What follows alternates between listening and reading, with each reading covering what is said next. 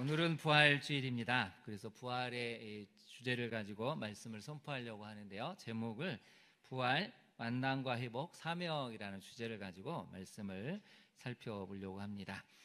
어제 광화문에서 부활절 퍼레이드가 있었습니다. 몇 년 전부터 이제 광화문에서 많은 교회들이 또 기독교 단체들이 모여서 예수님의 고난과 십자가의 고난, 부활을 상징적으로 퍼포먼스를 통해서 또 행진도 하면서 부활의 사건을 많은 사람들에게 알려주는 그런 퍼레이드가 있었는데요. 사진을 한번 잠깐 보실까요? 굉장히 대규모로 진행이 되고 또 전문성 있는 사람들이 참여해서 함께 만들어가는 귀한 퍼레이드였습니다. 저도 영상을 보니까 엄마 아빠들이 아이 손을 잡고 또 청년들이, 중고등부 학생들이, 또 연합성가대가 함께 모여서 찬양하고 이런 공연을 하는 걸 보면서 참 가슴이 뿌듯했습니다. 광화문에서 이렇게 우리가 하나님의 이 영광을 드러내고 십자가 고난, 부활을 찬양할 수 있다는 건 정말 이 종교의 자유를 가진 나라에서만 할 수 있고 또 예수님을 뜨겁게 사랑하는 사람들이 할 수 있는 놀라운 사실이었다는 것에 참 감사를 했습니다. 그러나 또 한편으로 안타까운 것은 이것이 점점 더 우리 교회만의, 기독교인들만의 퍼레이드로 끝나는 것은 아닌지 여러 가지 면에서 고민이 많이 되기도 합니다. 지금처럼 교회가 많이 비난을 받고 비판을 받는 때에 이런 퍼레이드는 점점 더 우리만, 교회만의 그런 것으로 전락되고 있는 것은 아닌지 여러 가지 생각을 좀 많이 하게 되는 시간이기도 했습니다. 저도 시간이 된다면 한번 가고 보고 싶었는데 너무 멀어서 가지는 못하고 우리 광양이나 순천에서 한번 이런 걸 하면 우리 교회도 참여해보면 어떻겠습니까? 네, 그런 날이 오기를 좀 기대해 보고 있습니다. 예, 다음에는 안 하신 거 보니까 너무 엄두가 안 나시는 거죠 지금? 우리 할 수 있습니다. 예, 할 수 있다고 생각을 하고요. 오늘은 또 놀랍게도 부활의 날이기도 하면서 오늘이 무슨 날인지 여러분 알고 계신가요? 네, 20일은 장애인의 날입니다. 그래서 사진을 한 장 보여드릴 텐데 한번 잠깐 보실까요? 네, 미라클 보이스라고 되어 있는데 정식 명칭은 미라클 보이스 앙상블이라는 중창하는 팀입니다. 이 친구들을 잘 보시면 얼핏 보면 이제 우리가 똑같은 것 같은데 다 발달 장애인들로 구성이 되어 있습니다. 그래서 이 친구들이 결성이 돼서 이것을 열심히 가르치는 선생님이 한 분 계시고요. 그 유명한 성악가들도 서지 못했다는 미국 카네기홀에 가서 연주까지 성악으로 또 공연까지 한 친구들입니다. 많은 생각을 하게 합니다. 가슴이 뭉클해지기도 하고 또 저 아이들도 저렇게 할 수 있는데 왜 우리는 자꾸 점점 더 울타리를 만들고 들어오지 못하라고 하는지 그런 생각을 많이 하게 됩니다. 여러분 한번 답을 한번 해보시죠. 0.1초 만에 분명히 답은 노입니다. 답은 노인데요. 천국에 가면 장애인이 사는 천국과 정상인이 사는 천국은 따로 있을까요? 아닐까요? 아니죠. 근데 왜 우리는 현실은 그렇게 살고 있죠? 왜 우리는 장애인 학교가 들어선다면 집값이 떨어진다고 피켓을 들고 악을 쓰는 것일까요? 왜 장애인들이 들어온다고 하면 혐오스럽다고, 혐오시설이라고 부활을 그렇게 목 놓아 외치던 사람들이 앞장서서, 교인들이, 교회가 앞장서서 오히려 그것을 부추기고 있는 것은 아닐까요? 여러분, 부활의 신앙이 무엇인지를 정말 고민해 봐야 됩니다. 우리가 정말 부활 신앙을 믿는다면 하나님이 원하시는 차별 없는 세상을 만들어야죠. 근데 우리도 동조하고 있습니다. 집값이 떨어질까 봐, 장애인들이 오면 혐오스러워질까 봐 우리도 모르게 점점 더 벽을 치고 그러면서 또 우리는 그렇게 생각하죠. 우리는 다 천국 갈 거야. 천국에 가면 정상인과 장애인은 따로 거주지역이 있습니까? 하나님 마음이 얼마나 슬플지 저는 장애인의 주일을 맞이할 때마다 참 많이 느낍니다. 우리 아버지 하나님의 마음은 어떠실까? 우리가 정말 부활신앙을 갖는다면 하나님이 원하시는 차별 없는 세상을 만들어야 합니다. 하나님의 세상, 하나님이 꿈꾸시는 하나님 나라를 우리 학교와 직장과 이웃에 만들어줘야 하죠. 제가 이 영상을 보면서 다른 영상도 한번 봤더니 한 친구, 두 친구가 나왔는데 이 친구들도 노래하는 친구들인데 한 친구가 그 이야기를 했습니다. 자기가 새 신발을 신고 가는데 반에 있는 모든 아이들이 다 와서 자기 신발을 밟아줬다는 것입니다. 짓밟았다는 것이죠. 이 장애를 가는 친구가 그 이야기를 하면서 너무 괴로웠어요. 힘들었어요. 아이들 중에 한 명도 자기 새 신발에 대해서 신발이 좋다라고 얘기하는 친구가 없었다는 것이죠. 여러분, 그 반 아이들 중에 교회 다니는 애들은 없었을까요? 교회를 다녔겠죠. 다니는 애들도 있지만 똑같다는 것입니다. 뭔가 여러분 기독교 교육이 잘못되고 있지 않습니까? 부활의 신앙이 뭔가 병들어 있지는 않습니까? 부활을 믿는다고 하는 우리가 오히려 차별을 조장하고 묵인하고 거기에 같이 암묵적으로 동의하고 있지는 않습니까? 부활이 무엇인지를 깨닫는다면 우리가 앞장서서 차별을 없애고 울타리를 걷어줘야 합니다. 저 친구들이 저렇게 세상에 나올 수 있었던 이유는 누군가 용기를 갖고 아이들을 사랑하고 가르쳤기 때문이죠. 저는 저 영상을 보면서 부모들 마음이 어땠을까를 생각해 보았습니다. 얼마나 부모들이 많은 눈물을 흘리고 좋아했을까요? 그러나 또 한편으로는 저런 혜택을 받는 친구들은 극히 소수라는 것이죠. 우리가 다 함께 손을 잡고 세상 밖으로 끌어내줘야 합니다. 그것이 부활을 맞는 진정한 성도들의 삶이고 하나님이 기뻐하시는 삶입니다. 오늘 본문은 거기에 대한 이야기를 하고 있는데요. 주보 가운데를 한번 펼쳐 보이실까요? 주보 가운데를 보시면 부활의 삶은 만남을 다시 시작하는 삶입니다. 첫 번째 메시지죠. 같이 한번 읽어볼까요? 시작. 부활의 삶은 만남을 다시 시작하는 삶입니다. 19절을 한번 보실까요? 안식구 첫날 저녁 때 예수님이 부활하시고 첫째 날 저녁 때 제자들이 유대인들을 두려워해서 모인 곳이 있었습니다. 여러분 거기를 한번 잘 주목해 보십시오. 두려워했다는 것입니다. 사람이 두렵습니다. 상황이 두렵습니다. 여러분 우리도 살다 보면 두려울 때가 있잖아요. 사람이 두려울 때가 있습니다. 사람들이 나를 어떻게 볼까? 이런 내 모습을 보면 어떻게 생각할까? 자신이 없어지고 대인 기피증이 생기고 사람들이 무서워지면 밖을 못 나갑니다. 내가 원치 않은 상황이 다가오면 이 상황이 너무 감당하기가 힘이 듭니다. 생각하는 것 자체가 멈춰버리는 것이죠. 계속 이런 상황이 진행이 되면 이런 환경이 지속이 되면 그 다음에 벌어질 그 결말을 알기 때문에 무서워서 뭘 생각을 할 수가 없습니다. 그래서 이 사람들의 특징은 무엇이죠? 여러분 중반을 한번 보실까요? 모인 곳의 문들을 어떻게 했다고 나와 있습니까? 닫았다는 것입니다. 사람이 두려우면 환경이 들어오면 사람들은 문을 닫아버립니다. 나가기가 힘이 듭니다. 아예 문을 꽁꽁 걸어 잠그고 나갈 힘조차 없어서 이제는 그 문을 누가 열어줘도 나가기 힘들 만큼의 그런 오랜 시간 동안 문을 닫는다는 것이죠.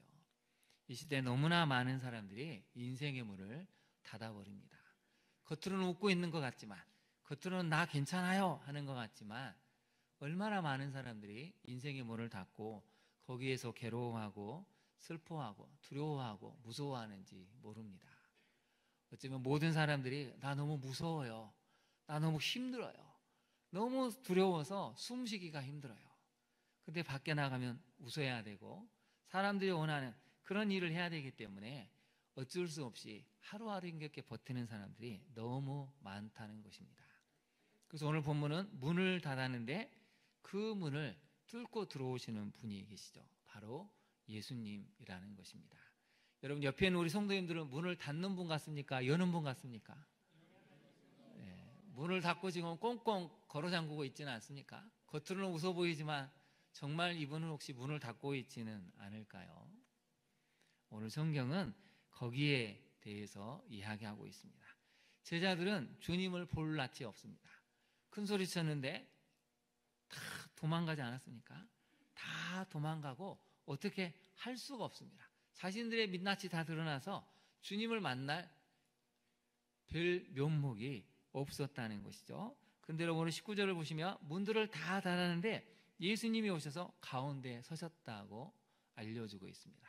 부활하신 신령한 몸, 뼈도 있고 살도 있으시만 이제 어떤 철문도 쇠문도 단단한 콘크리트 벽도 그냥 통과하시는 신령한 몸으로 예수님이 가운데 오셨다는 것이죠. 그리고 딱 한마디 하십니다. 뭐라고 하셨습니까? 너희에게 평강이 있을지어다. 여러분 마음속에 평강이 있습니까?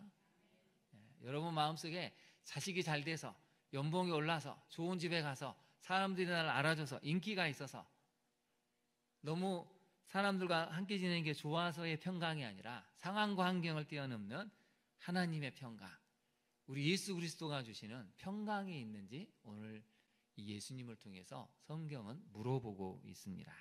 너희에게 평강이 있을지어다. 평강이 있을지어다. 여러분 오늘 본문을 보면 3번이나 나옵니다. 한번 볼까요? 19절에 한번 나오고, 그 다음에 21절에 한번 나오고, 그 다음에 26절에 한 번 더 나옵니다. 그만큼 평강이 중요하다는 뜻이죠. 거기다 네모를 쳐보실까요? 평강이라는 단어에.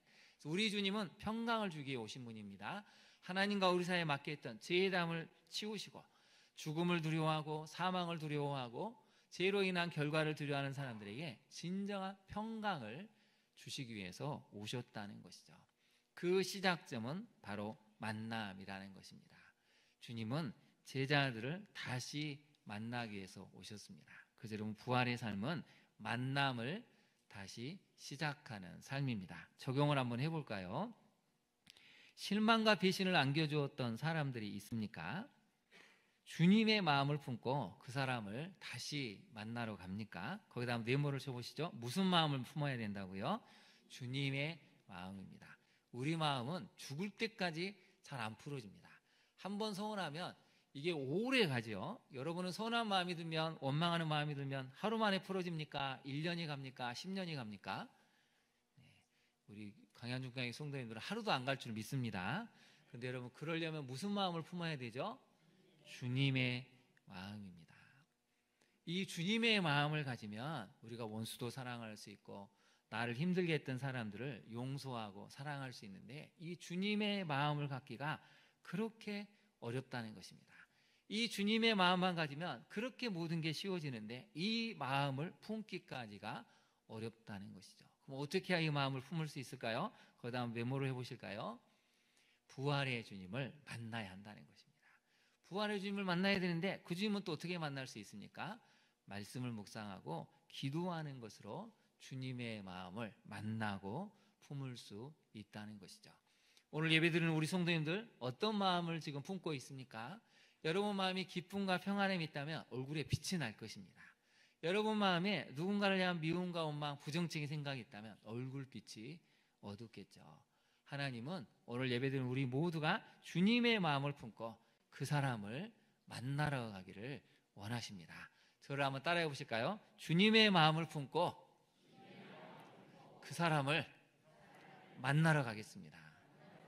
여러분을 서운하게 했던 사람, 상처를 주었던 사람, 인생에 씻을 수 없는 모욕을 주었던 사람 만나러 가야죠. 근데 그냥 가시면 안 되고 반드시 주님의 마음을 가지고 가야 합니다. 그럴 때 화해가 일어나고 용서가 일어나고 서로 긍휼히 여기는 마음이 있는 것이죠. 우리 교회가 분열이 돼서 여러 가지 어려움이 있었습니다. 이제 시간이 이만큼 지났다면, 10년쯤 됐다면 이제는 서로 용서하고 주님의 마음을 품고 사랑하고 치유할 때가 됐습니다. 제 생각이 아니고 오늘 본문이 바로 그것을 이야기하는 것이죠. 우리 주님이 만나러 오셨습니다. 그리고 평강을 선언해 주십니다. 오늘 주님의 말씀처럼 먼저 우리에게 평강이 있고, 그 평강의 마음을 가지고 그 사람을 만났을 때 화해와 용서가 일어날 수 있는 시간 되시기를 바랍니다. 우리 한번 이 부분을 이렇게 읽어볼까요? 너희에게 평강이 있을지어다가 찌어다에다가 우리 이름을 넣어서 한번 읽어보겠습니다. 시작. 동주에게 평강이 있을지어다. 아멘. 우리 옆에 분에게도 한번 고백해 보실까요? 우리 집사님, 장로님, 권사님에게 평강이 있습니다. 한번 해볼까요? 시작. 네, 평강이 있습니다. 네. 두 번째 메시지인데요. 같이 한번 읽어볼까요? 부활의 삶은 관계를 회복시키고 치유하는 삶입니다. 관계가 회복이 돼야 뭘 하지 않겠습니까? 제자들은 주님을 뵐 낯이 없죠. 이 여인들이 찾아와서 주님이 부활하셨다고 해도 찾을 엄두를 내지 않습니다. 여전히 무섭습니다. 두렵습니다. 그래서 제자들이 이제 문을 걸어 잠그고 있었는데, 여러분 24절 한번 볼까요? 디두모라는 도마는 예수님께서 오셨을 때 하필 또 함께 있지 않았죠. 그래서 다른 제자들이 정말 우리 주님을 만났어, 부활하신 주님이 확실하다니까 해도 도마가 뭐라고 얘기합니까? 이렇게 얘기하죠. 내가 그의 손에 못자국을 보고 내 손가락을 그 못자국에 놓고 내 손을 그 옆구리에 넣어보지 않고는 어떻게 한다고 했죠? 믿지 않겠다. 여러분이라면 어떻게 하겠습니까? 제자들이 와서 정말 부활하셨습니다. 우리 주님이 살아나셨습니다. 내가 만났으니까요. 하면은 여러분 믿겠습니까? 안 믿겠습니까? 예, 우리 교회 성도는 믿음이 정말 좋으신 겁니다. 근데 꼭 한 사람이 있죠. 꼭 튀어나온 돌 같은 한 사람이 있습니다. 고집불통이고 내가 본 거 외에는 절대 믿을 수 없다. 이 사람만큼 변화가 어려운 사람이 없습니다. 오직 자기 확신 외에는, 자기가 보고 듣고 만지는 거 외에는 절대 믿지 않겠다고 주장하는 사람, 도마 같은 사람이 있죠. 근데 여러분, 예수님이 이제 이 도마를 만나러 오시는데 26절 한번 보실까요? 굉장히 재밌는 구절 하나가 나옵니다. 며칠이 지나서 주님이 오십니까? 네, 8일 동안 안 찾아오십니다. 왜 그러셨을까요? 제가 만약에 예수님이었다면 내가 손에 넣어봐야, 옆구리를 그 손에 넣어봐야, 내가 그 손을 넣고 손도 만져보고 한번 직접 예수님인지 확인해 본 다음에 내가 믿겠다 하는 순간 짠 하고 나타났을 것 같은데 예수님이 8일 동안 안 나타나셨습니다. 왜 그러셨을까요? 네, 정답은 일주일 동안 고민해 보시기 바랍니다. 여러분도 8일 동안 고민을 좀 해보셔야 돼요. 왜 그러셨을까? 근데 8일 동안 예수님이 안 나타나셨는데 여러분 26절을 다시 한번 보실까요? 부활하신 주님을 만나도 제자들이 다시 집안에 있을 때에 도마도 함께 있었는데 문들이 어쨌다고 나왔습니까? 닫혔다고 나와 있죠. 놀랍지 않습니까? 19절에도 문들을 닫았는데 성경은 또 표현하죠. 문들이 닫혀 있었다. 여전히 사람이 두렵고 여전히 우왕좌왕하는 제자들의 마음을 문들이 닫혀 있었다라고 표현을 하고 있습니다. 문을 분명히 닫았는데 예수님이 또 가운데 서서라고 말씀하시죠. 여러분 거기다 밑줄을 그어보실까요? 가운데 서서. 19절에도 보면 가운데 서셨다라고 표현합니다. 왜 가운데 서셨을까요? 여러 가지 이유가 있습니다. 예수님이 우리 인생의 중심이 되어야 한다는 것이죠. 너의 삶의 중심은 예수 그리스도가 되어야 한다는 것이죠.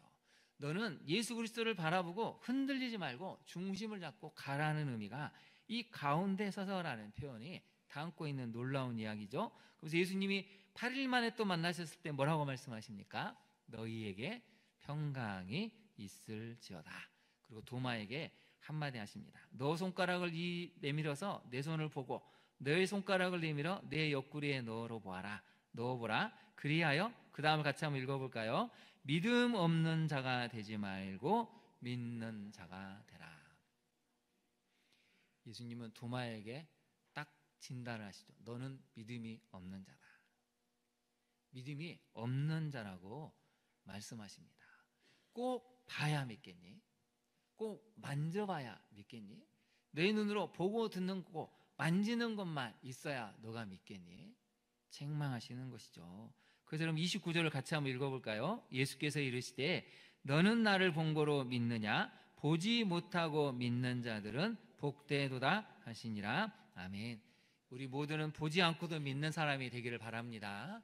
말씀만 들어도 믿어지는 그 은혜가 있을 때 예수님은 복 있는 자라고 말씀하시는 것이죠.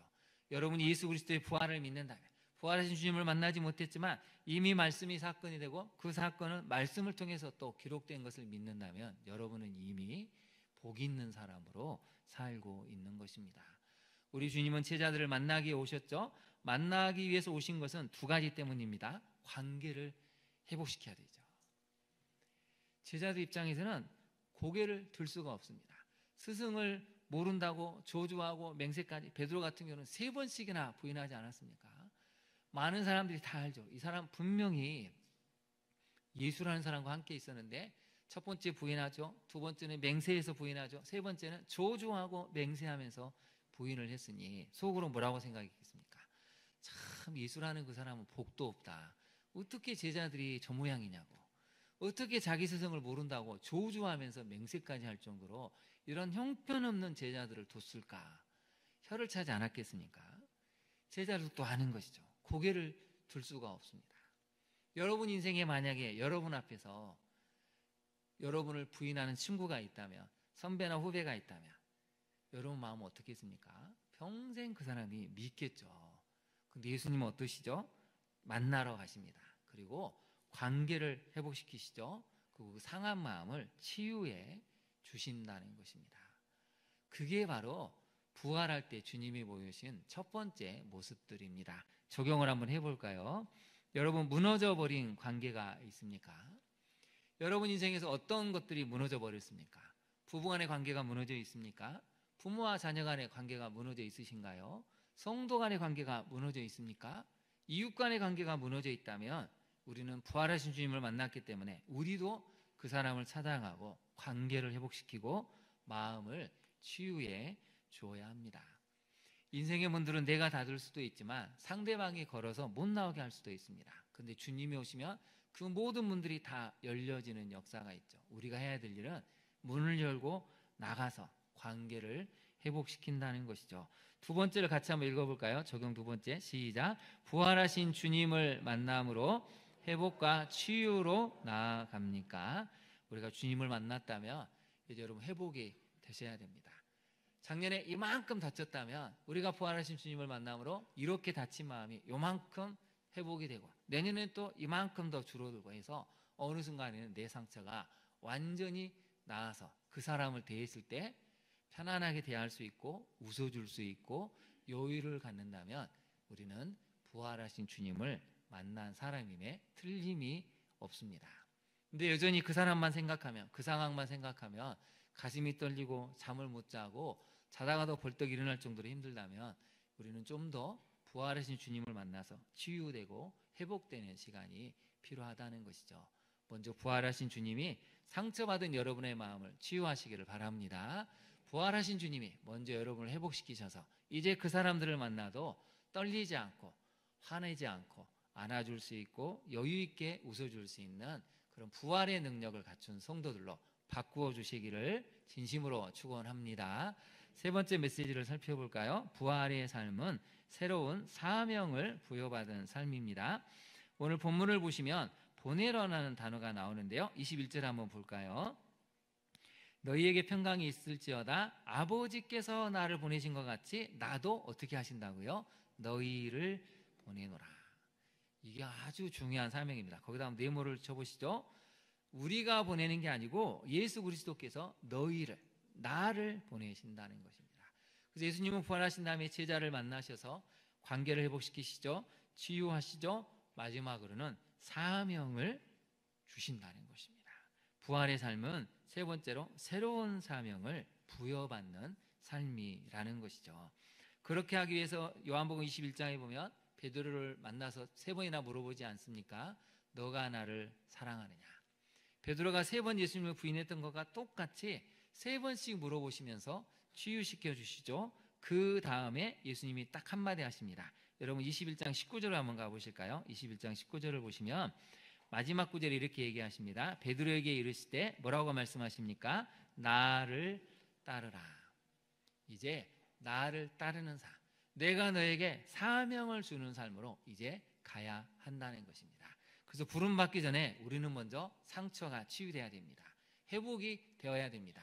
속 사람이 강건해져서 다시금 사명이 주어졌을 때 상처가 발목을 잡지 않고 아픔이 우리의 장애물이 되지 않도록 온전히 치유받아서 가야 하는 그 시간들이 필요하다는 것이죠. 그래서 오늘 예수님은 분명히 말씀하십니다. 아버지께서 나를 보내신 것 같이 나도 너희를 보낸다. 너희를 한 가정의 아내로 보냈다. 남편으로 보냈다. 나는 너희를 직장의 일꾼으로 보냈고 학생으로 보냈고 또 교회의 성도로 보냈다는 것입니다. 그럼 우리가 해야 될 일은 무엇이죠? 보냄을 받았으니 보냄받은 사람으로서의 역할을 잘 감당해야 됩니다. 이 땅의 모든 교회와 성도들은 대한민국에 보냄을 받았습니다. 그럼 대한민국은 어떻게 바뀌어야 됩니까? 화해하고 화평하고 용서하고 치유하고 하나가 되어야 되죠. 우리는 세상으로 보냄을 받았는데 어찌됐는지 자꾸 교회에만 있습니다. 교회 안에서 교회만의 리그를 하고 있는 것 같습니다. 여러분 그렇게 살면 안 됩니다. 하나님은 우리를 직장으로 보내셨고 학생으로 학교로 보내셨고 가정의 남편으로 아내로 아버지와 어머니로 보내셨다면 그게 바로 사명의 자리입니다. 하나님이 원하시는 것은 거창한 것이 아니고 너희가 서 있는 그곳에서 사랑의 삶을 살아라. 용서의 삶을 살고 하나님 나라를 먼저 그곳에서부터 실현하는 것, 이게 바로 너희를 보낸다라는 의미라는 것이죠. 그래서 적용을 한번 해볼까요? 여러분, 예수님은 죄와 실수로 인해 앉아있는 제자들을 찾아오셨습니다. 그러면서 죄와 실수로 인해 주저앉아있는 제자들에게 회복을 하시고 치유를 주시고 일어서게 하시죠. 다시 한번 사명으로 부르셨다는 것입니다. 그래서 두 번째를 한번 같이 읽어볼까요? 시작. 새로운 사명을 다시 일어서려면 거기다 한번 네모를 쳐보실까요? 주시는 말씀이 있어야 한다는 것입니다. 사명을 주시는 말씀으로 우리는 일어설 수 있습니다. 회복과 치유는 가장 기본적인 단계고 그 다음이 있어야 된다는 것이죠. 사명으로 가야 된다는 것입니다. 그래서 우리 주님은 말씀으로 이 땅에 오셨고 말씀으로 마지막까지 우리에게 사명을 주시면서 온 인류를 12제자에게 맡기셨습니다. 12사도에게 맡기셨죠. 여러분, 많은 사람이 필요하지 않습니다. 한 사람이라도 가정에 깨어있다면, 교회 12명이라도 깨어있다면, 120명이라도 깨어있다면 이 세상은 변화될 수 있다는 것이죠. 누가 이 새로운 사명을 주시는 말씀으로 일어서겠습니까? 오늘 예배를 드리는 우리 모든 광양중학교의 성도님들이십니다. 제가 이 질문을 할 때 여러분이 큰 소리로 바로 접니다 라고 한번 답을 하시면 좋겠는데 연습을 해볼까요? 하나님이 새로운 사명을 주시는 말씀으로 여러분을 일어서게 하는데 일어서야 될 사람은 누구입니까? 네, 연습을 잘하셨습니다. 실전을 잘해야 됩니다. 오른손을 쥐시고 바로 접니다 라고 한번 해보실까요? 예수님이 새로운 사명으로 이 땅을 변화시키기를 원하시는데 그 사람들은 누구입니까? 네, 여러분들이 그 역할을 감당해서 이 땅 대한민국을 치유해 갈 수 있는 부활의 능력을 소유한 사람들로 사시기를 진심으로 축원합니다. 우리 함께 기도하도록 하겠습니다. 오늘 주신 말씀을 생각하고 특별히 여러분 이 땅의 장애인들을 위해서 또 장애를 갖고 있는 우리 부모들을 위해서 기도해야 됩니다. 장애인 부모들이 얼마나 힘들어하는지 아시죠? 오죽하면 우리의 자녀가 먼저 나보다 하루 먼저 죽고 내가 그 다음날 죽었으면 좋겠습니다 라고 말할 정도로 이 땅에서의 삶이 너무 힘듭니다. 속히 이 땅에 대한민국 하나님 나라 의가 이루어져서 장애인 아이들도 차별받지 않고 일반 학교에 다닐 수 있도록 같은 반 아이들이 그 아이들을 돌보며 친구로서 살아갈 수 있는 그런 건강한 공동체를 만들어가는 이 땅의 한국교회의 성도들 우리 다음 세대 자녀들이 될 수 있도록 오늘 부활의 삶이 우리에게 이루어져서 회복하고 치유받고 새로운 사명으로 갈 수 있게 해달라고 우리 주님의 이름을 3번 부른 다음에 함께 기도하도록 하겠습니다. 주여 주여 주여 간절히 간구합니다. 주님 그렇습니다. 부활의 삶이 우리에게 있기를 원합니다. 우리 주님은 부활의 삶이 무엇인지를 먼저 보여주셨습니다. 상처받고 외로워하고 실수와 실패 때문에 허물 때문에 문을 꽁꽁 걸어 잠그고 밖으로 나오지 않은 제자들을 찾아가셨습니다. 이 세상을 살아가면서도 너무나 많은 이들이 두려워하며 무서워합니다. 상황이 무섭고 이 진행 상황이 어떻게 될지 너무 두려워서 마음의 문들을 영혼의 문들을 걸어 잠그고 나오지 않는 사람이 너무나 많습니다. 주여 그들을 찾아가 주시고 위로해 주옵소서. 우리가 그들을 찾아가서 닫힌 인생의 문을 열어주고 괜찮다라고 우리 주님이 사랑하신다고 안아주며 다시 한번 힘차게 새 인생 새 출발을 할 수 있는 그 은혜의 길로 안내하는 우리 모두가 되게 하옵소서. 이 땅의 장애 자녀를 둔 많은 부모들을 기억하여 주옵소서. 교회가 교회답지 못하기 때문에 우리 성도가 성도하지 못해서 이 땅의 많은 장애인들을 위한 차별을 보고도 외면하고 눈 감았습니다. 우리도 돈을 쫓고 이익을 쫓아 이기적인 욕망 때문에 장애인 시설이 들어오는 것을 막고 학교가 들어오는 것을 막고 아이들이 들어오는 것을 막았습니다. 그러면서도 우리는 부활의 신앙을 외쳤다. 우리의 하나님 우미한 어리석음을 고백하오니 주여 우리를 용서하시고 다시는 그러한 차별과 혐오를 하나님 묵인하지 않고 우리가 함께 더불어 하나 갈 수 있는 용기를 허락하여 주옵소서. 이 부활주일이 틀어졌던 관계들, 왜곡된 관계들, 상처받고 용서하지 못하고 씻을 수 없는 상처였던 관계들이 다시 한번 회복되어질 수 있는 만남의 관계로 이어질 수 있도록 주님 우리의 마음을 주님의 마음으로 채워주옵소서. 주님의 마음을 품을 수 있도록 성령 충만함으로 인도하여 주옵소서. 그렇게 하실 주님을 찬양하며 예수님 이름으로 기도합니다. 아멘.